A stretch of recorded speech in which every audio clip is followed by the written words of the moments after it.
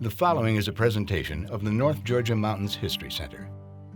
Preservation and education. Climb the mountains and get their good things. Nature's peace will flow into you as sunshine flows into trees. The winds will blow their own freshness into you, and the storms their energy, while cares will drop away from you like the leaves of autumn. John Muir. Around us here, there are trees. Trees that stood before our forefathers ever came to this continent. There are brooks that still run as clear as on the day that the first pioneer cupped his hand and drank from them. President Franklin Delano Roosevelt. You're off to great places. Today is your day. Your mountain is waiting. So get on your way. Dr. Seuss. Shaconage, the story of the Appalachian Mountains. When the first settlers ventured into these majestic mountains, they soon discovered the deep reverence that the indigenous Cherokee people held for this land. Early settlers interpreted the indigenous Cherokee word Shaconage as describing these mountains. Shaconage is also the word for the color blue in the Eastern Cherokee dialect, which often depends heavily on context. A longer, more beautiful Cherokee description of these mountains is Place of the Blue Smoke. Today, many people use just Shaconage as a poetic or traditional Cherokee name associated with the Smoky Mountains region. The name not only reflects the breathtaking natural beauty of the area, but also underscores the profound spiritual significance it held for the Cherokee, who viewed these mountains as sacred. The word Appalachian is derived from a different indigenous North American people, the Appalachians, who lived in the Florida Panhandle. The first variation of the word Appalachian came in a 1562 map by Diego Gutierrez. Directionally challenged early European mapmakers were confused by what the first explorers told them about the New World and placed Appalachian territory further north. Eventually, Appalachian Mountains was adopted as the name for the entire range of mountains. The southern Appalachians are comprised of the mountains of 8 different states. So, when you're in the mountains, you'll often find it pronounced 2 different ways. Which is correct? It's definitely pronounced Appalachian. You pronounce it Appalachian. It's funny how people pronounce it differently.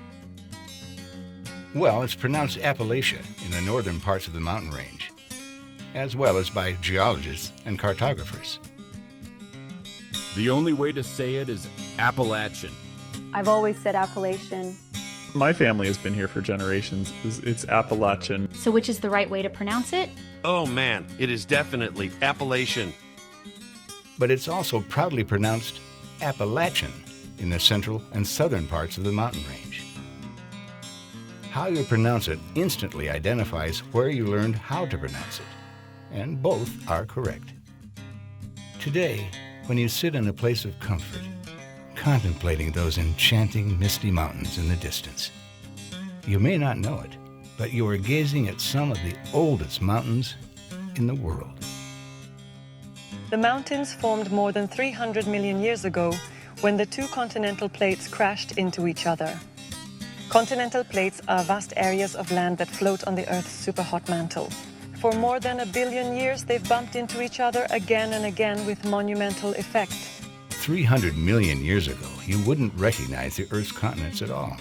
But a collision of what would become the North American and African continental plates pushed their edges skyward, and the Appalachian Mountains were born. When they first formed, the Appalachians were much taller. Geologists believe that they were likely as tall as today's Himalayan mountains. In fact, some peaks may have even been taller than Mount Everest. Then, about 100 million years after the collision that created the mountains, the continental plates reversed course and a new body of water was formed, the Atlantic Ocean. Today, the mountains found on the European side of the Atlantic Ocean, from Scandinavia through Great Britain and all the way down into Africa, are the remnants from the forming of the Appalachian Mountains in North America. They're transatlantic cousins. In the North Georgia mountains, for the last 100 million years, erosion caused by wind and water carved away and altered all the mountain elevations, leaving these the 6 highest. The passage of time has not only reduced their size, but smoothed down the original sharp, jagged edges to what you see today. The Cherokee called the tallest one Itsei, which settlers transliterated to Enota, which means a place of fresh green. Today, at 4,784 feet, it is known as Brasstown Bald, and it is the tallest mountain in Georgia. These mountains are all part of the Appalachian Mountain Range, and they are beautiful to behold. Thousands of tired, nerve-shaken, over-civilized people are beginning to find out that going to the mountains is going home. The mountains are calling, and I must go. John Muir.